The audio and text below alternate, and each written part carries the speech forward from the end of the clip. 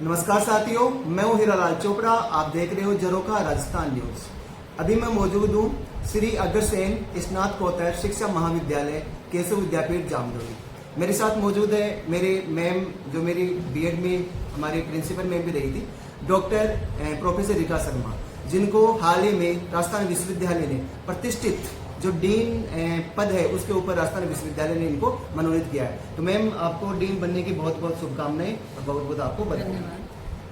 Ma'am, आज के समय बड़ा मुश्किल है क्योंकि महिलाओं को शिक्षा के अंदर बहुत ही कम अवसर मिलते हैं और राजस्थान विश्वविद्यालय ने आपको एक बड़ी जिम्मेदारी दी है। तो मैम, आपको इस जो नई जिम्मेदारी है, नया जो पद है, आप इसको किस तरह से देख पा रहे हो?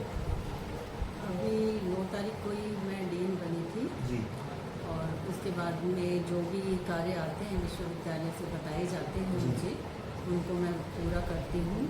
एजुकेशन डिपार्टमेंट से संबंधित, फिजिकल एजुकेशन डिपार्टमेंट से संबंधित, लाइब्रेरी साइंस से संबंधित जो भी काम आते हैं, नोटशीट वगैरह आती है या कोई वहाँ जाकर कार्य करने होते हैं, उनको मैं संपादित करती हूँ। मैम, केशव विद्यापीठ जामडोली, जिसको नॉलेज का एक बड़ा गढ़ भी कहा जाता है, और आप इस महाविद्यालय में लंबे समय से रहे हो, तो मैम इस जो ये महाविद्यालय है, इसमें जो पढ़ाने का तरीका है, जो नवाचार है, उसको आप किस तरह से मैनेज कर रहे हो?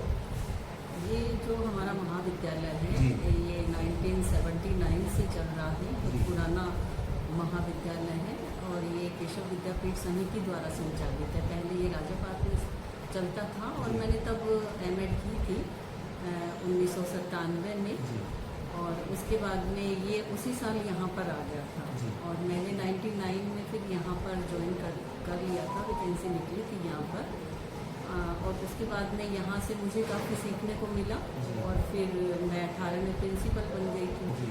तो यहाँ पर सारी नवाचारिक गतिविधियाँ वर्ष भर चलती रहती है और 100 से भी ऊपर कार्यक्रम पूरे सत्र पर्यंत यहाँ पर होते हैं। सारे महापुरुषों की जयंतियाँ हैं और जो हमारे पर्व उत्सव हैं वे हैं। इसके अलावा नेशनल सेमिनार हैं, वर्कशॉप हैं, जैसे ईटी की कार्यशालाएं हैं, सूक्ष्म शिक्षण की कार्यशालाएं हैं, जो भी इनके अध्यापन अभ्यास को बहुत महत्वपूर्ण है। इनका एक प्रकल्प इसके अंतर्गत, अध्यापक शिक्षा के अंतर्गत, तो इसको अच्छी तरीके से बच्चे सीखें, प्रभावशाली अध्यापक बने, इसके लिए इनके सभी वो क्रियाकलाप यहाँ पर कराए जाते हैं। जैसे आगे जाकर इनको जो भी गतिविधियाँ करानी पड़ेगी विद्यालयों में जाकर, साहित्यिक सांस्कृतिक गतिविधियाँ हैं, खेल कूद गतिविधियाँ हैं, वो सारी इनको यहाँ पर सिखाई जाती है व्यवहारिक तौर पर।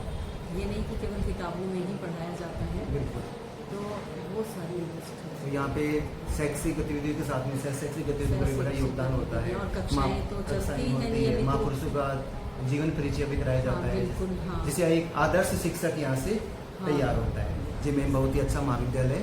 राजस्थान में आपके महाविद्यालय का काफ़ी नाम है और यहाँ से बहुत सारे निकले विद्यार्थी अलग अलग दिशाओं में अपने ज्ञान का दीपक जला रहे हैं। मैम, आगे हमारे दर्शक जानना चाहते हैं कि आप उस दौर से निकले हुए हो जिस दौर में बेटियों को, महिलाओं को कम शिक्षा दी जाती थी, पेरेंट्स भी बच्चियों को नहीं पढ़ाते थे, तो उसमें मैम आपको कौन कौन सी समस्याओं का सामना करना पड़ा, वो भी थोड़ा सा बता दीजिए।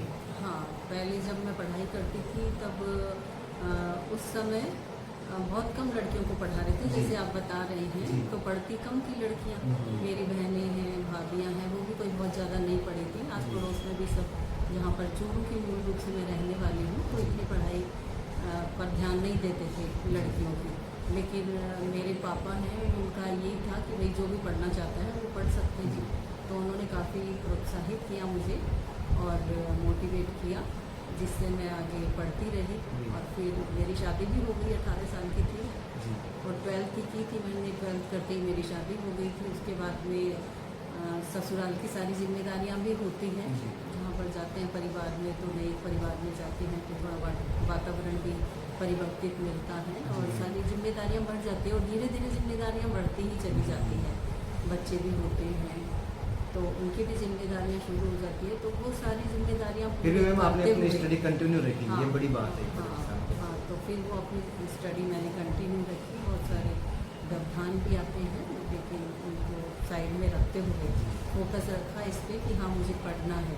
मैम, आज की बेटियों को आप शिक्षा के लिए क्या कहना चाहोगे? उनको शिक्षा किस तरह से देनी चाहिए, वो भी थोड़ा सा मैसेज दे दीजिए। हाँ, मैं यही कहना चाहूँगी कि छोटी छोटी बातों में बहाने बनाते रहते हैं आजकल के बच्चे जी कि मेरे तो ये कारण हो गया, आज पिताजी बीमार हो गए, आज माताजी बीमार हो गई, आज मैं खुद बीमार हो गया, जी। आज मैं वहाँ चला गया।